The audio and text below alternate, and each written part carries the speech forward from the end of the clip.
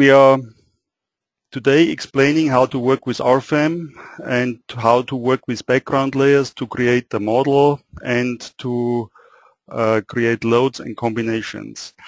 We will then take a closer look to the reinforced concrete design and at the end create documents.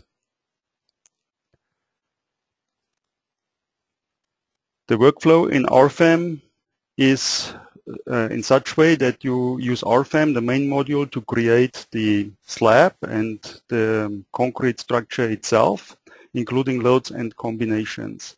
Then you will use certain modules to do the design in concrete. The most important modules are RF concrete, that includes slab and beam design. There is also additional modules for punching design, namely RF punch, or for column design, namely RF concrete column. RF concrete NL is a more advanced module for nonlinear analysis, especially used for deflection of slabs and for deflection of beams in cracked situation. With RF concrete deflect, it is a more simple module that we can use also to analyze deflections of slabs. In the concrete design modules, we have following codes available: Eurocode 2, ACI 318, which is American code, SI 262, which is a code from Switzerland, GB 510, which is a Chinese code. Other codes are in preparation and will be also published on our website when they are available and finished. I would like to go now into the demonstration of the module itself and in the live demonstration in the software. For those of you who are new, you can ask short questions, and my colleague Robert Vogel will assist you with short answers. To ask questions, please use the small question text box where you can type in short questions. You can show and hide the control panel by clicking on the red arrow on top of your screen. Typically on the right hand side of your screen you see this control panel. In the live demo, we will now enter this structure that you see here on the screen, and I will leave the PowerPoint presentation and explain a little bit about the model itself. In many situations, you do not have a 3D model or a BIM model or a Tekla model or a Revit model, and you will have maybe only a sketch, but you might want to use this sketch to model your structure inside RFEM. Here you see a small slab ground plan made in AutoCAD. You see where the walls are. We have here a beam, we have a column, and you see some dimension. And I'm using this view as a background layer in RFEM to create the model very quickly. To do this, I open a new structure inside RFEM, and I'll have to enter a model name. It will be a 2D model, and it will be according to Eurocode EN 1990, especially the loads will be according to Eurocode EN 1990, and we'll use the general settings for the national annexes throughout this project. We'll create combinations automatically according to this code, and we'll create result combinations, which are linear superpositioned results of the individual load cases. Now I can import the background layer.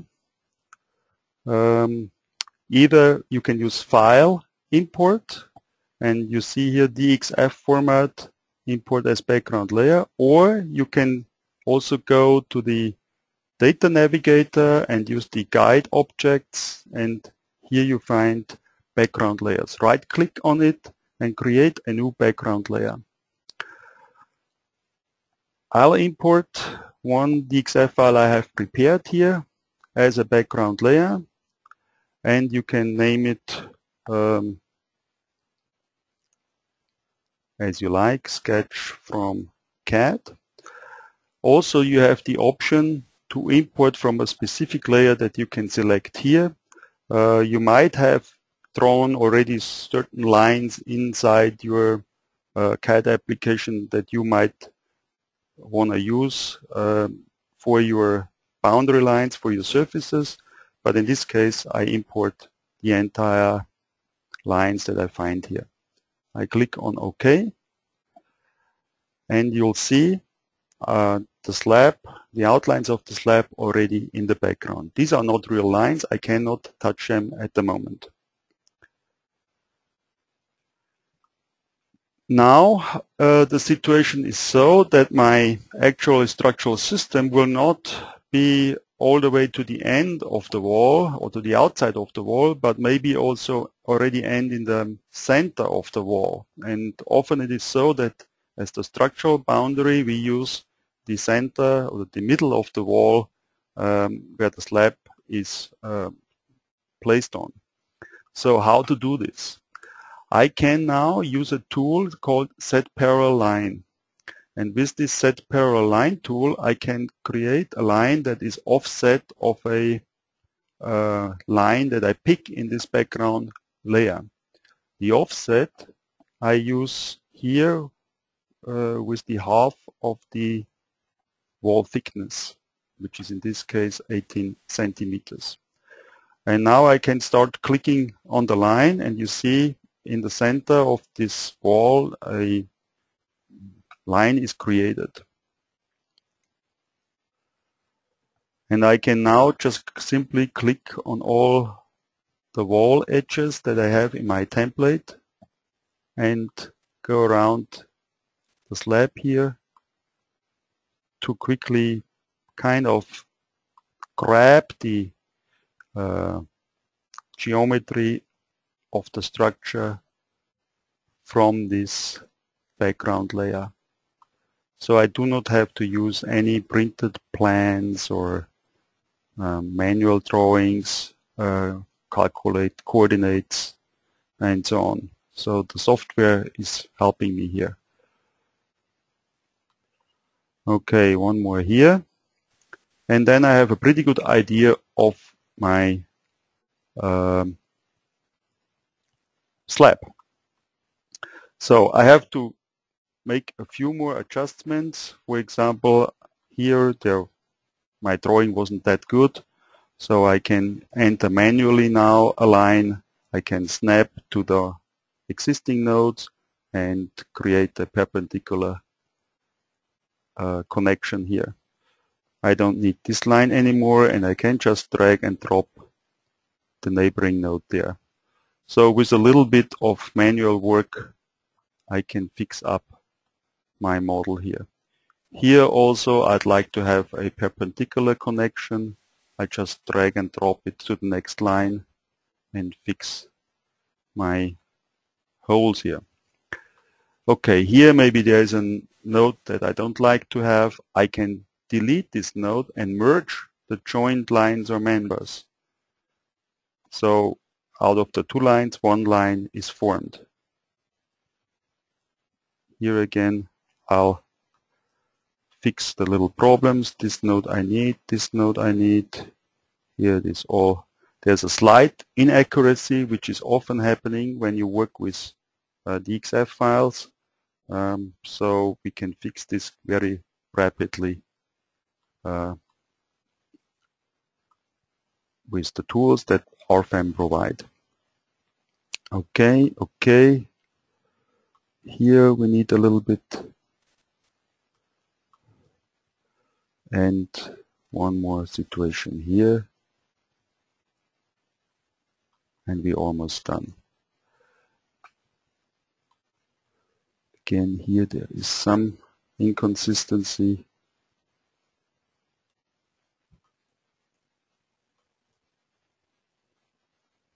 Okay. One other thing is I have here certain rooms or offices that I would like to apply loads in separate load cases. So it's a good idea to create not just one slab out of, not just one surface out of this slab here, but create one surface for each wall. And that's why, for each room. And that's why I create here a few more lines so I can draw basically my rooms and the maybe I do it the other way, hang on. So I have the correct boundary lines for the surfaces. Okay. Okay. Here we go.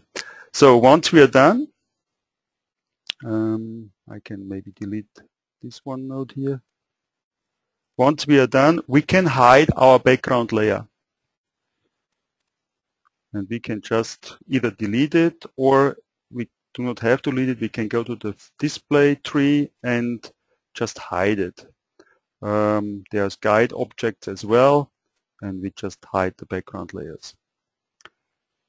Okay. Next, we'll have to enter the surfaces itself.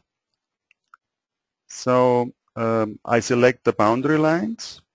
I have here already in this model a couple of materials. I use them, concrete C37. Of course, I can always pick something from the library that comes with the software. The thickness should be 300 millimeters, and it's a standard surface type. I'll click on the boundary lines and quickly enter my surfaces one by one. And each surface represents one room that I might want to use later. Okay. Okay. Here we go. And we are done with the surfaces. Next, we'll enter quickly the linear supports from the walls. Okay. I can either enter a rigid linear or hinged linear support, or as a specialty in RFEM, I can use a so-called elastic support via wall. This tool automatically provides the stiffness of the wall, and for this I have to enter the dimensions of the wall. So the thickness is 360 millimeters, the height is 3 meters. The material of the wall I can pick here, for example, from masonry.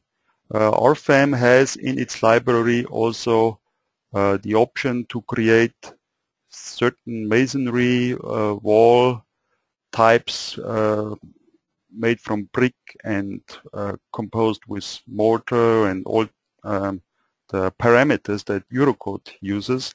So it's quite well, a lot of parameters you have to use in Eurocode to get actually the correct material parameters for the masonry used to be in the wall. So from these parameters I can create then the modulus of elasticity, the shear modulus, and so on that I need for an analysis. I'll use a linear elastic material law for this, so I'm not using a nonlinear masonry material model. Okay, and I also can address the support condition of the wall on top and bottom, and I will choose the hinged support condition.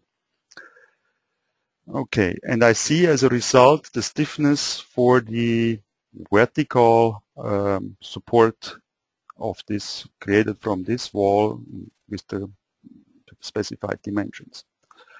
Okay, next I'll just click on the lines that are supposed to be supported. This one maybe not, I can erase it later. Okay, okay.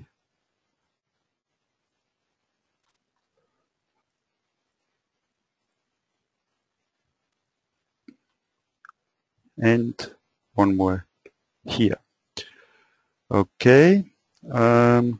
Accidentally I entered the support as well here. I'll delete it. Next will be point supports, nodal supports. I have a column in this area here, and here I have an equivalent way to do it. There's also the option to select column, and here I have to have the dimension of the columns and the height of the columns and the material. This time I stick with concrete. It should be also hinged, and I can model it as an elastic surface foundation. That means basically the software uses the 300 by 300 rectangle for an elastic support underneath the slab, and this is a better model as if there would be just one node connected to the surface model. So we have a more a small area that is elastically supported, and that will help to avoid singularities later on. Also at the same time, it will not show any results inside the column, which is more or less the column material, and it doesn't make sense to make a design there. And I get design actually at the edge of the column. Okay, I forgot to have a support here, so I quickly actually I can just drag and drop it, Control and left mouse key pressed, and then drop it to the next neighboring line. So now everything seems to be all right. And we are about ready with the model. Finally, I need to here enter the beam that helps to support that wide span here of this surface. For this I select the lines. I'll enable or make a member available, and for this I need a cross section. I enter here rectangle 400 times 600 and made from concrete as well. And as a specialty here, I'll create a so-called rib. A rib will place the cross section, the rectangle, below the surface, and I can control it here with these radio buttons. Now the position will be on the plus C side of the surface, and at the end I will get internal forces from this beam composed of the part of the surface and the beam itself, the rectangle cross section below.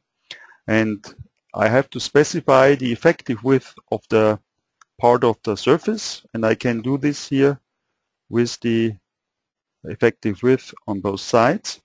So the software will then integrate the internal forces in the slab into a 1D member internal forces together with the beam, the eccentric beam that is located below the slab. We will see the forces then later as beam forces. And we will also design this T shape in the member design of our concrete members.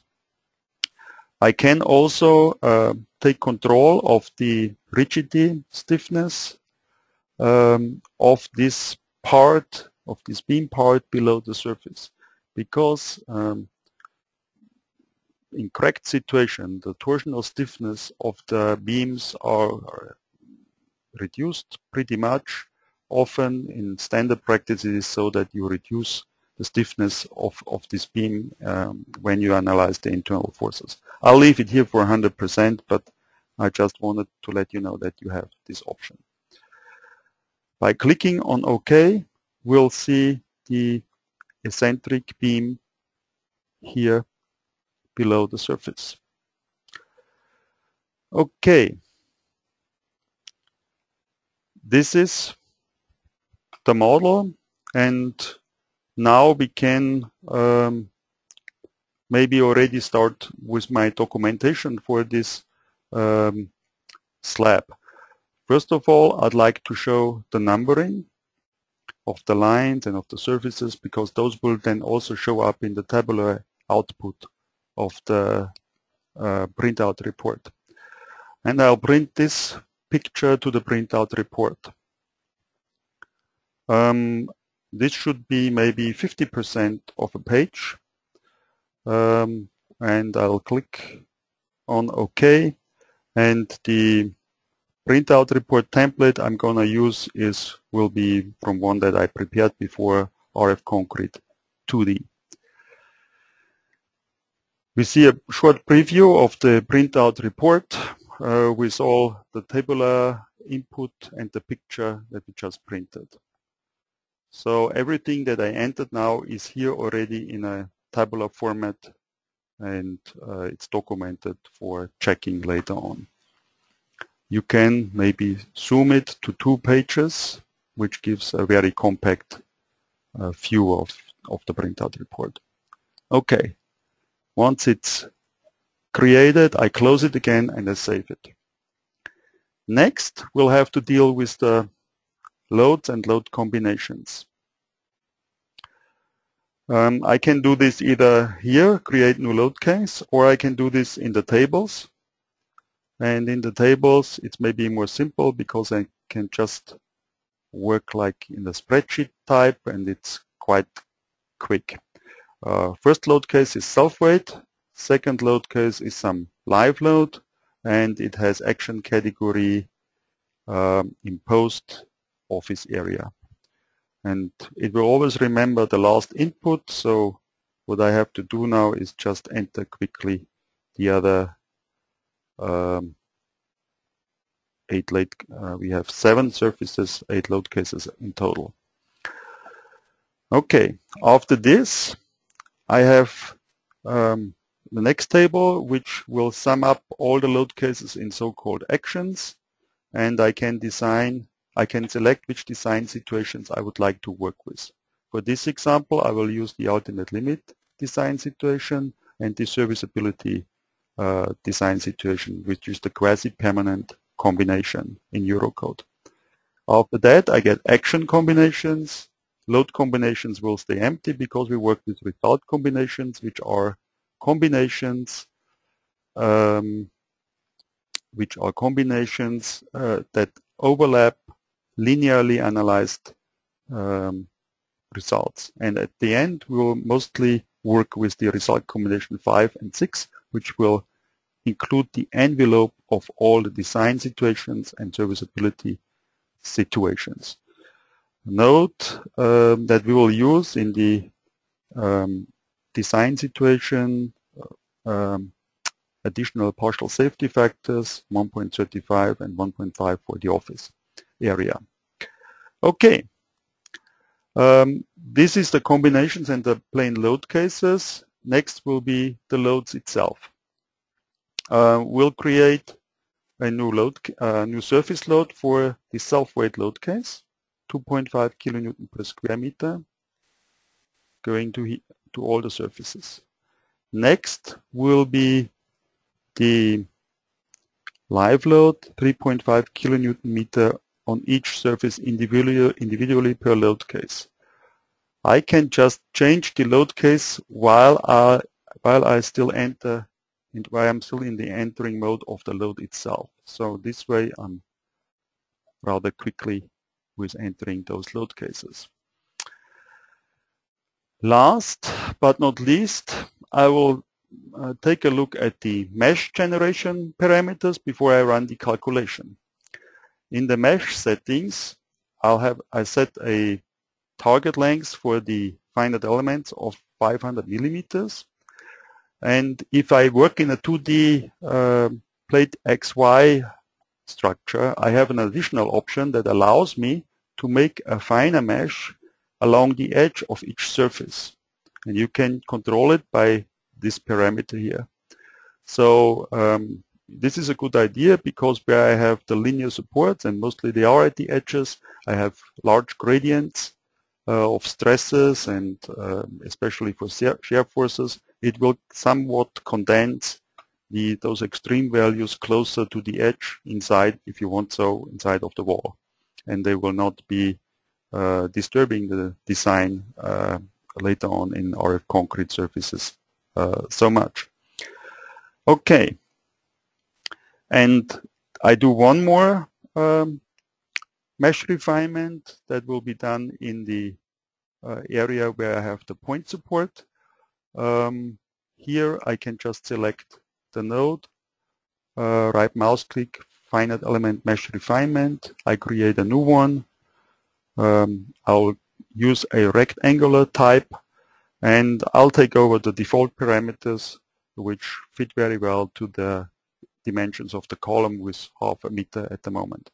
Inside there is a finer mesh, and on the outside there will be actually the target length of the global FE mesh that I just said before. So there's a good transition from the finer mesh to the global target lengths of the finite element mesh.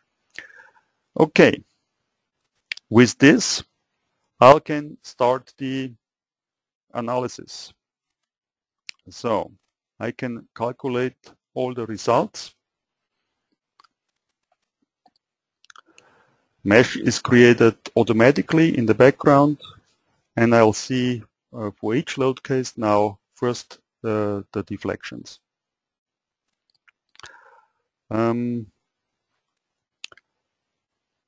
I can also view the internal forces, maybe in the top view. I can now also control, like if I want to see the finite element mesh or not, if I want to see my supports or not. I can maybe hide the support lines because I don't want to see them now. I'd like to see the results. Okay, this picture now is good for documentation. I need my internal forces to put into the document. So how to do this? I have here the panel that indicates the magnitude of the forces, and how to do that. I can print and use the mass print option. In the mass print option, I scale it to 50%.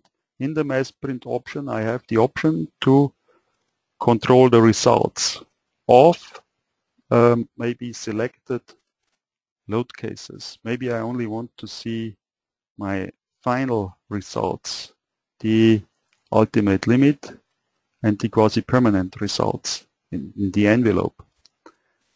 And I click OK, and I want to see MX, MY, MXY, the shear forces, everything I want to have in this in the protocol. On OK, I'll then check show printout report on OK. I disable it because I don't want to always open the printout report. I just will drop it in my final printout report. And I click OK, and RFEM then dumps it into the final printout report. Also of interest is not only the surface support, surface internal forces, but also the support reactions. I enable them here, and you see that you can't see them because they are drawn below in direction C. How to fix this problem? RFEM has a specialty that for 2D surfaces, it can display the support reactions. They can draw them in XY plane. So I can kind of swap them over, and then I see the support reactions here in a much better view. Often engineers do not work with the real lines of the support forces because when there is a masonry wall, the force transfer is not one-to-one from the support of the slab down to the next maybe wall below. There's some kind of distribution that is depending on the stiffness of the material that is used for the walls.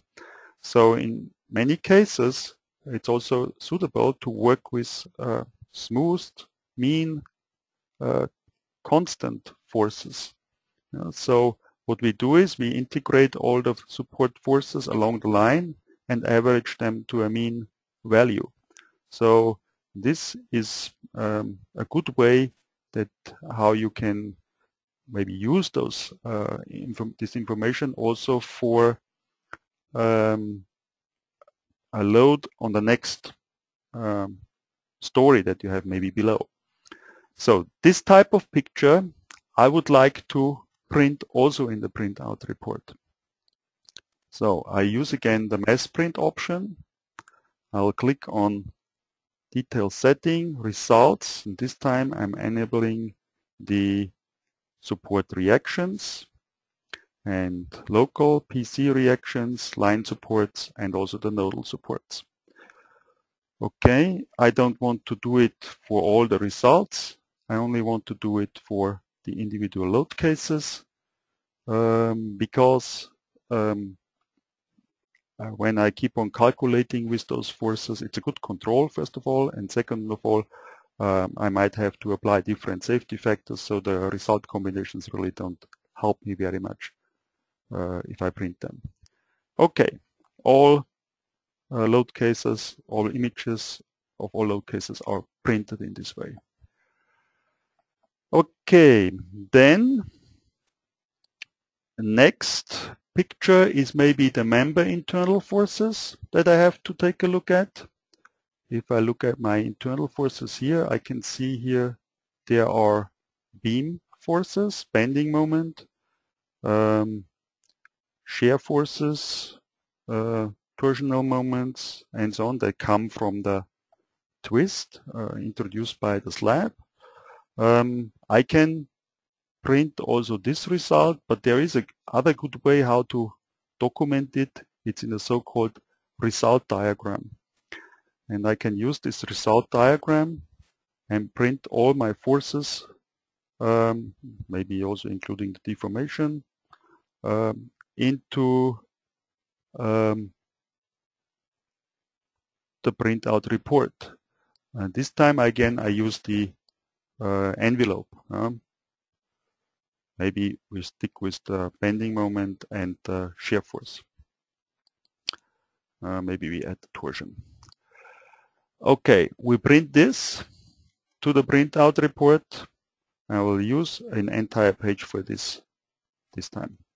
Okay.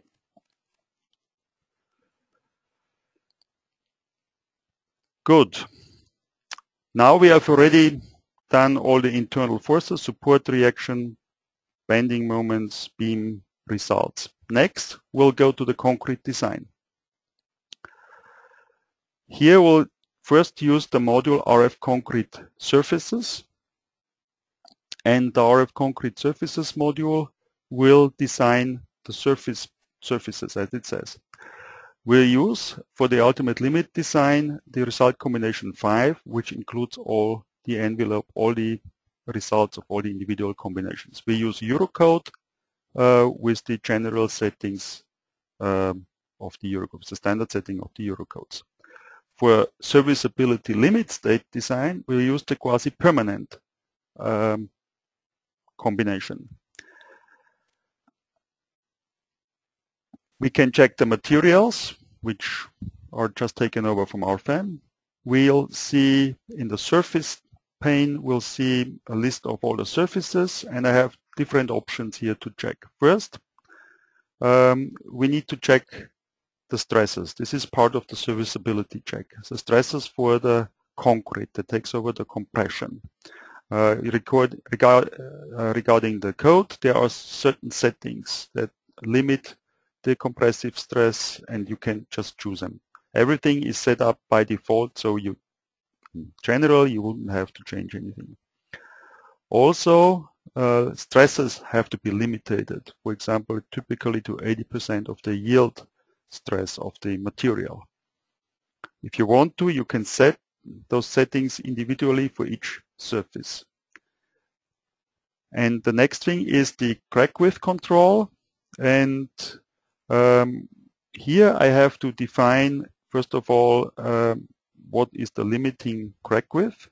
It should be according to the exposure class, and in this case I have XC1, which will be resulting in 0.4 as a crack width, as allowable crack width. then the Eurocode knows 3 different options how to control crack width. One is by limiting the diameters, another one is by limiting the maximum spacing of the bars, and the third one is the direct analysis of the crack width, which is the most sophisticated, I would say, and therefore I'm just using this one option instead of doing the same check 3 times. If it is important, you can also analyze a minimum reinforcement for effects due to an internal restraint. In this case, we don't have this. This can have a significant amount of free bars as a consequence. But this slab can float free on the walls, so there is no restraint basically, and we can ignore it.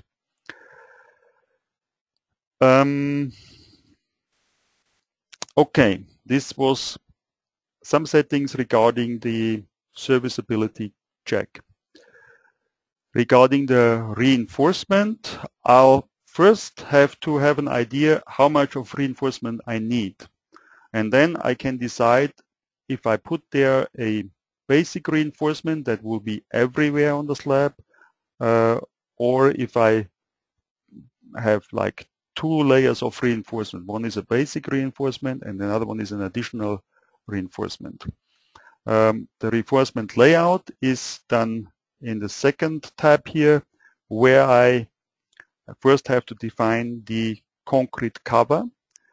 Here I can just pick it from the exposure class of the code, and it can be differently on top and on bottom of a slab, because one can be exposed to an outside, one can be exposed to an inside. Then you have different concrete covers that you need to check. From these parameters, RFEM or RF concrete calculates the required cover. For the longitudinal reinforcement, I can already set a basic reinforcement, which I will do later, but first of all I want to have a first run of the analysis and see what situations do I have. And in the next tab I can check whether I need minimum reinforcement. This is the ductility reinforcement basically, and the minimum longitudinal and the minimum shear reinforcement. This is required also by the code. There are several safety factors that we can address due to the type of the loading, whether it is persistent and transient, accidental, or serviceability. Those are actually national annex parameters and will be set according to the national annexes that you choose. Okay, those are the most important topics I would like to point out. The national annex parameters can be shown down here. You can change them and also set them up differently if there are changes in the national annex or whatever. Also, in the details, you have an option to, maybe one point I need to point out, which internal forces you use for design. Remember, we have a beam, and that uses already a part of the, or integrates part of the internal forces from the slab. And I'll get a design then in the next step for this T section. So this part of the slab that's already part of the design in the member, in the beam, I do not have to apply for this surface design. At least in the direction of the longitudinal direction of the beam. That's why I check this checkbox here, and I will not use it for the surface design.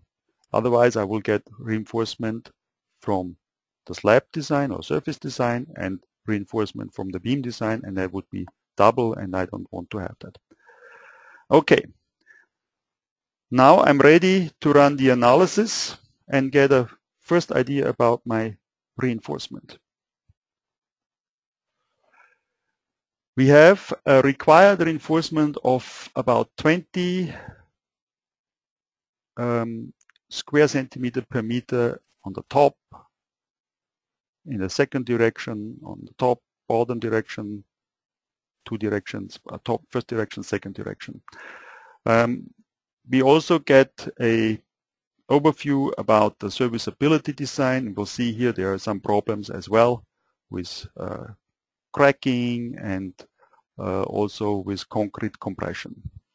Let's take a look where we have those problems, and I go to the graphic, and we get first the display of the required reinforcement on the top. On the top in the other direction. Note here the direction is indicated by these little red marks. Then we have the bottom reinforcement in one direction, bottom reinforcement in the other direction. We see here now direction longitudinal to the beam takes out the design pretty much of this reinforcement where we have defined the beam. So RFEM knows that there was 1.60 meters left and right of this beam, and this section will be part of the beam design. Okay, let's take a look of the content that we need of rebars. If we see like the blue and the greenish areas, we talk about 4.8, 4.08 square centimeters per meter. So if I would cover this with a basic reinforcement, I would have only a few spots where I would have to have additional reinforcement. For example, here. And if I look at the other direction, it would be, if I do here also 4, then it's greenish. All the green parts will be taken care of. So if I look at the top reinforcement, let's say 4 would be pretty much of the dark blue would be covered, only a few spots left. So I'm trying now to add a additional reinforcement, or the basic reinforcement on the surface, on all the surfaces.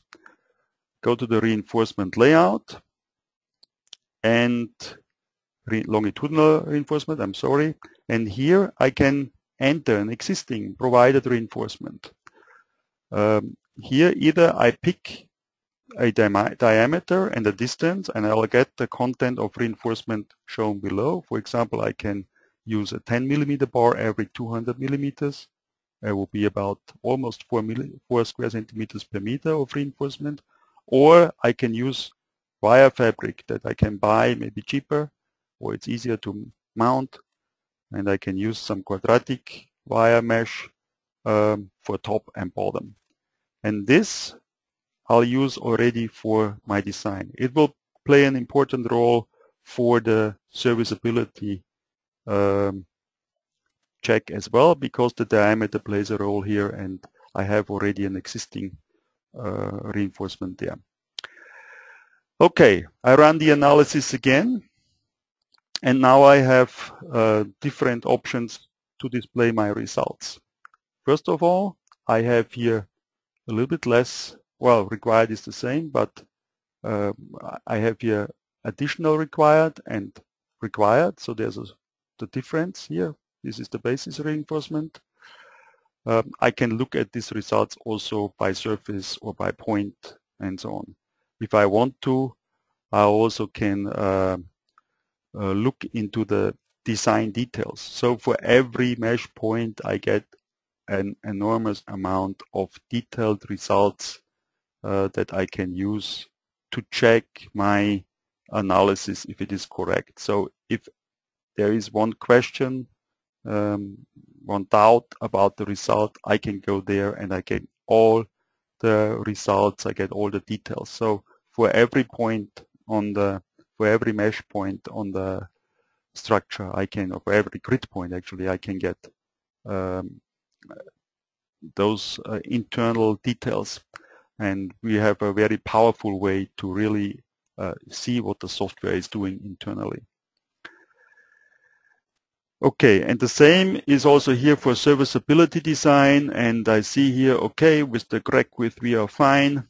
there's only a small problem left with the compressive strengths, and if I click on here, I see it's here where I have a punching problem actually at the end, and I will have to do something anyway with it, but maybe I can just neglect this part here for now.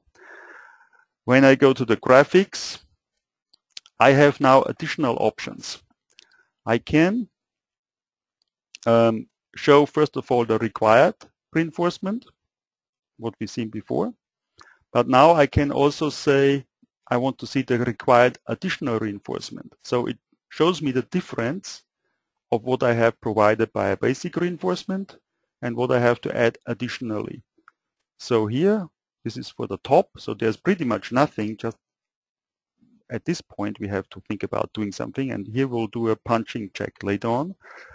And on the bottom here I have maybe in this area I need to have extra reinforcement. Here is a small area, but there's only about 1.29, maybe if I add a little bit more on the basic reinforcement, after all I have not to do anything here anymore.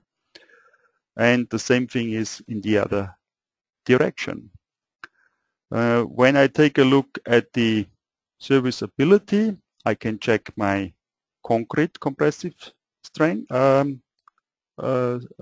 stress, and I get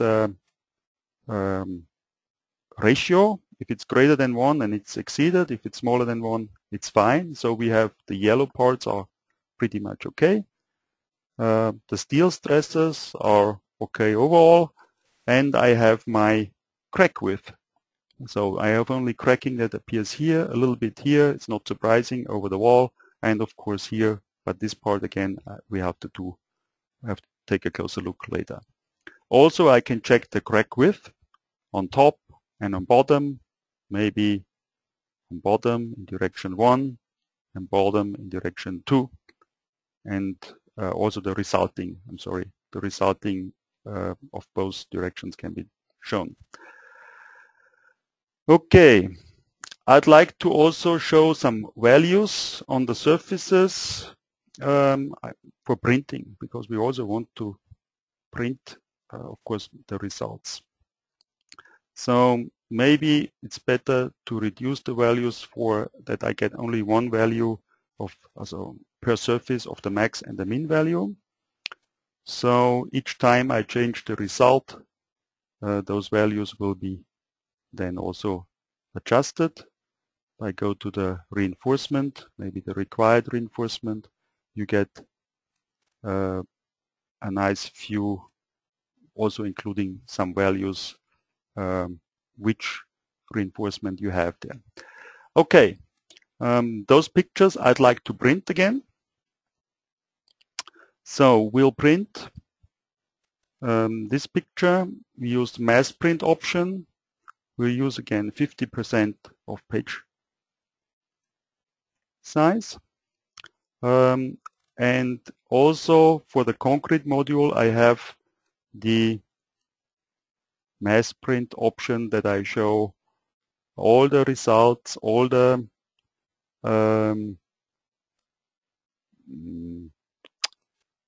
rebars or rebar content on top and bottom in all directions for all cases, and also the same thing for the required additional reinforcement. So all in all it should be something like 8 graphs. I click OK and I drop it again in my printout report. So far about the design of the slabs. Next will be the design of the members of this beam here. We enter the concrete member module, and we use for the ultimate limit, we also use Eurocode, and we use for the ultimate limit design the result combination 5, and for the serviceability limit design result combination 6. This time I also activate creep and shrinkage that we can use here for this beam. And I'd like to point out that we can also do for beams and also for the column module, we can do fire resistant design. So if that is needed, it's also included in are concrete members and for the columns. So next we'll go through the materials, check the materials, check the cross sections. Next point will be ribs. As I said, we use part of the surfaces for the member internal forces, and we entered it inside RFEM. So what we're actually doing is we're designing a T-section, and the internal forces come from the surface and the beam below it, and they are integrated to one member. So the effective width is given here. You have the option to change the effective width in the design module if you want to. So when you have a negative moment or a positive moment, you can design a smaller cross-section where there are cracks, for example, and a bigger cross-section where the slab is in compression. So there are various options that you can use, and in the Eurocode there are some requirements regarding this. I'll stick with the simplified method and just keep everything constant at the moment. Also, I can reduce the shear forces that are near to supports, and I'll have to indicate where the supports are, and they are here at those points, and I have to indicate whether it is an end support or an intermediate support, and I have to enter the width of the support. So this will optimize my results in there. Next, I'll go to the reinforcement. We can now enter design which diameters are possible. So we choose 14, 16, 20 millimeters of longitudinal rebars. Same thing for the links. We can define which diameters we want to use there. We can use certain spacing of links. There are certain options that you can use. Reinforcement layout, it's similar to the reinforcement layout that we had in the surface model, where we, for example, have defined the cover of the concrete. I use again exposure class XC1. Yes, minimum reinforcement, ductility reinforcement is taken care of, and I need to have the concrete cover setting as well. Okay, with this I'll start my analysis and run the design of the beam. We see here first an overview again about the required reinforcement and the provided reinforcement. So you get a reinforcement suggestion that you can use. We can also use a 3D rendered view that we can show. We can print this to the printout report as well. Here I use again 50% of a page. Same thing for the shear reinforcement. You get here a sketch of the shear reinforcement that will be also part of the printout report. For the serviceability check, we see here that we have actually crack width of 0.2 for the maximum. The deflection is here, and everything seems to be quite okay. We can take a look at the graphics. I'll show here the graphic view of the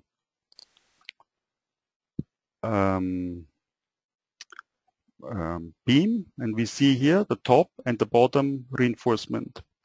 As well, we can show the provided top and bottom reinforcement.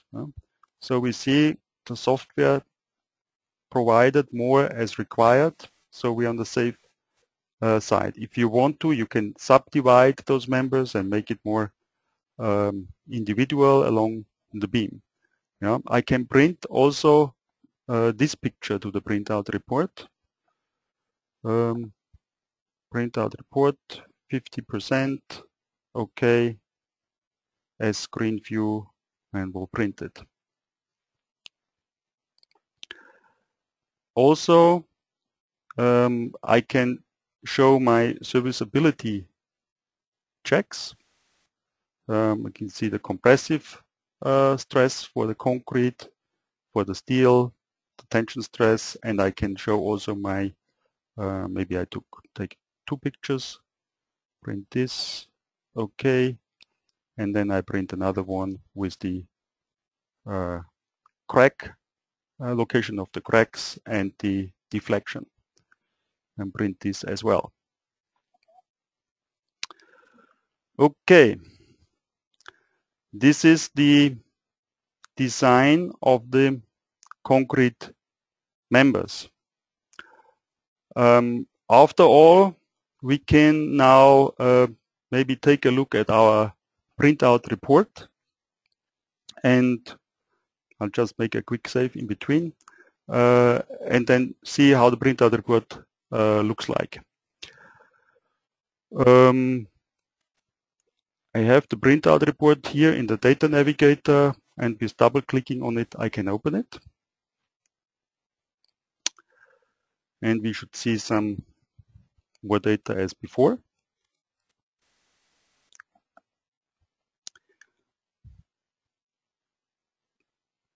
Okay, it takes some time to build. Okay, so I'd like to view maybe 2 pages at once, and I can see here my support reactions that I printed before. I can see here also my internal forces that I printed for all the design situations. I see my internal forces for the beam, all the tables that I have here regarding the concrete design, and I don't have results here of the concrete slabs because I didn't analyze those results, but the beam is here, and we see here the pictures that I printed individually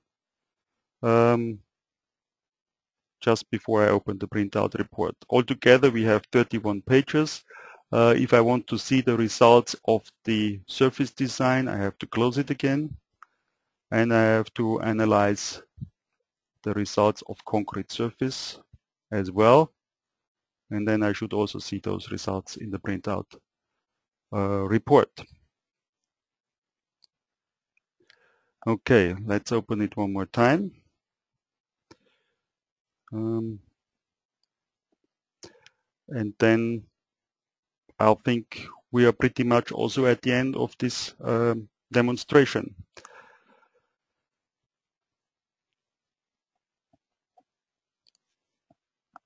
So now let's see if we can see all the other results of the concrete design. RF concrete, here we go. Takes some time. It loads the results while we are navigating, and here we see also the reinforcement and everything. It seems to be clear here again. Okay.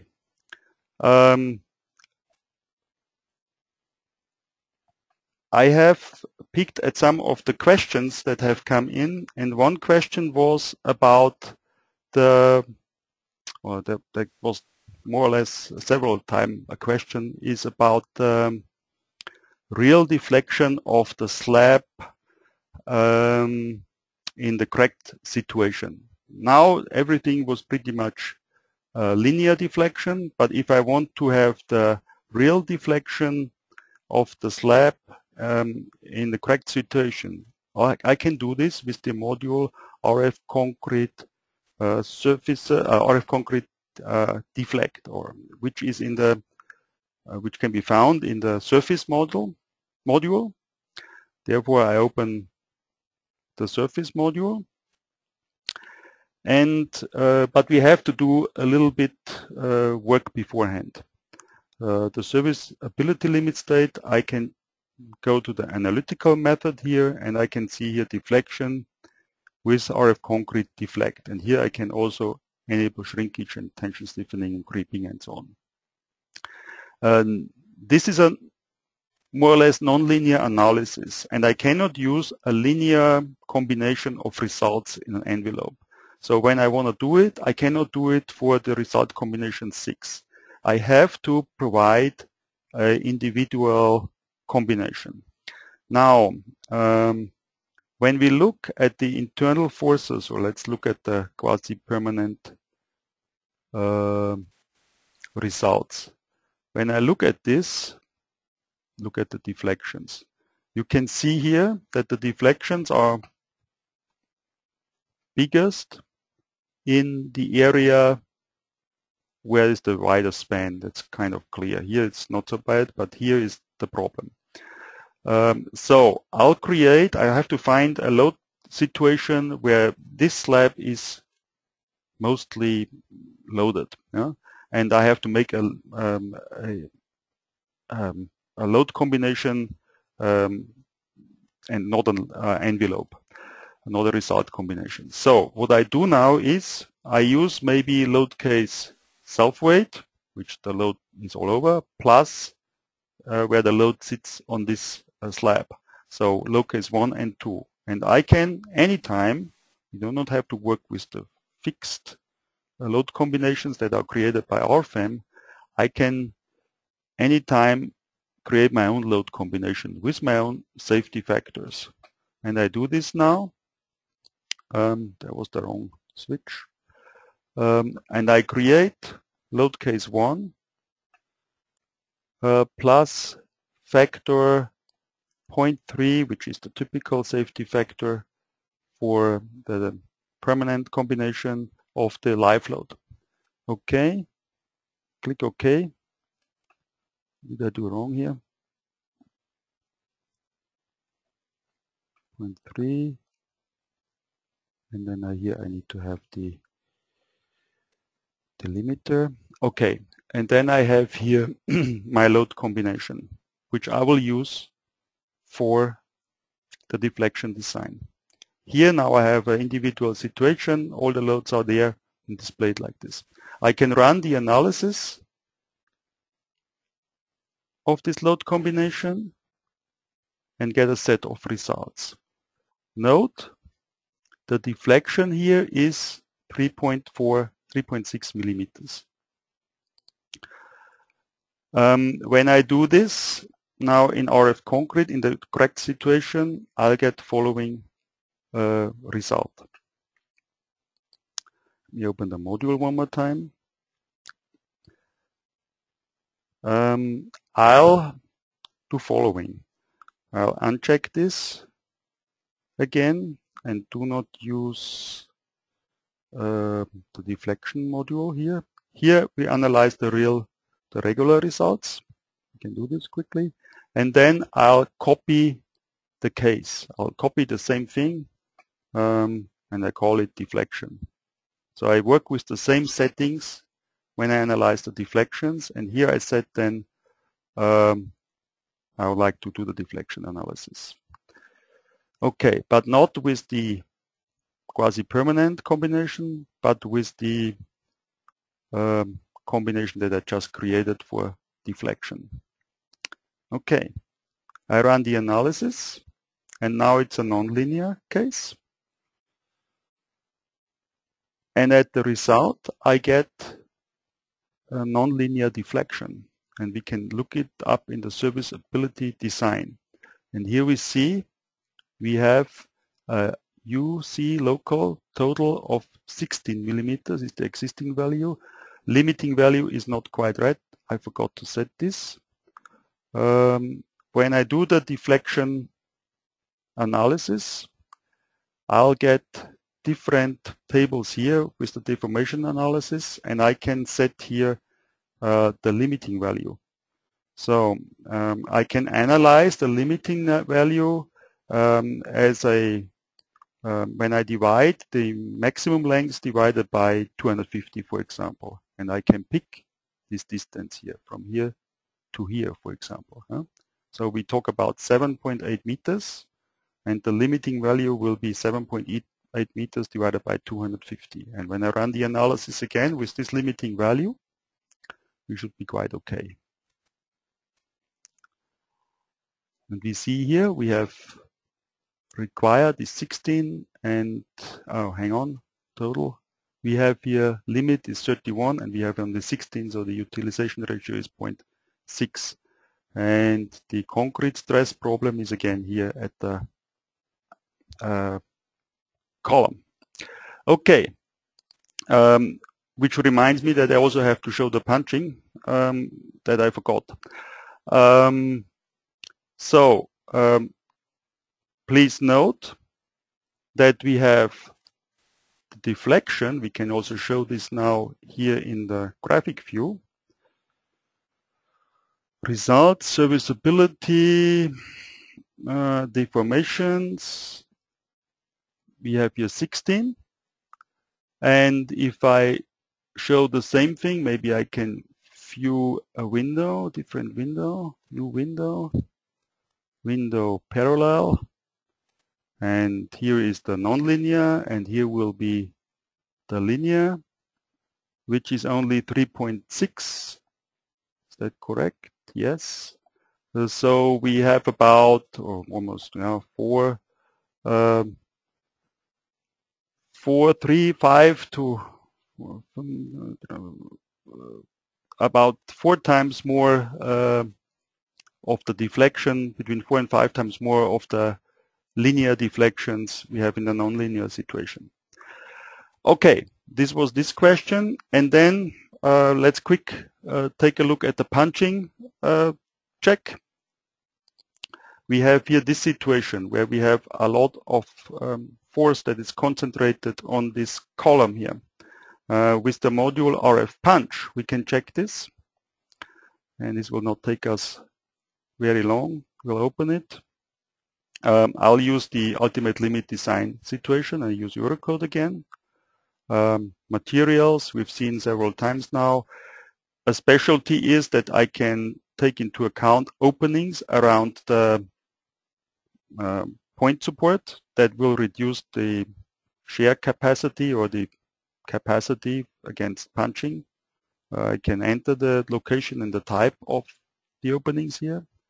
We have longitudinal reinforcement that can be defined by the cover and by the direction, and which is now, as always, 0 and 90 degrees. And we have here the individual node for punching.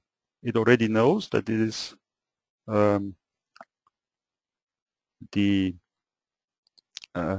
it already knows the node where there's just one support, node number 6, which is also set up here. We know the surfaces that are connected to this node, and I can put here the dimensions of the column.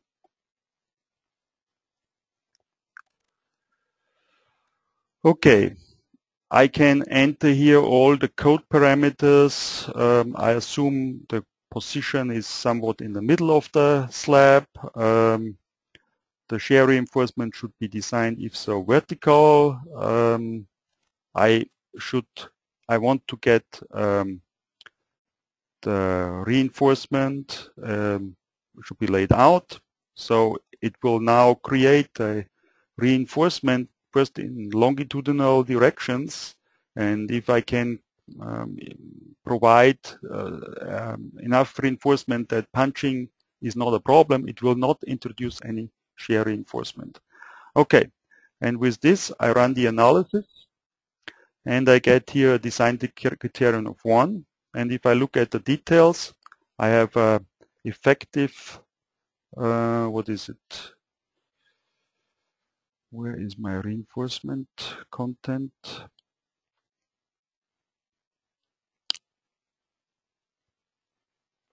We can take a look graphically as well. So the applied force is 659 kilonewton with the maximum shear stress, basically. There are moment in center of perimeter in x direction and all those minimum moments that have to be taken into account are set there. We have here's the applied shear force, 925 kilonewtons. The governing punching load is the same, and then we should get some required reinforcement at the end, and we actually the design is the resistance for shear and the maximum force which is there, and the criterion ends up then as 1. If I look into the graphics, I can show my required reinforcement on top, which is 22.4. I can also show again the value. Maybe this time I only want to have the extreme value. Top, the other direction, and I get my values as well here.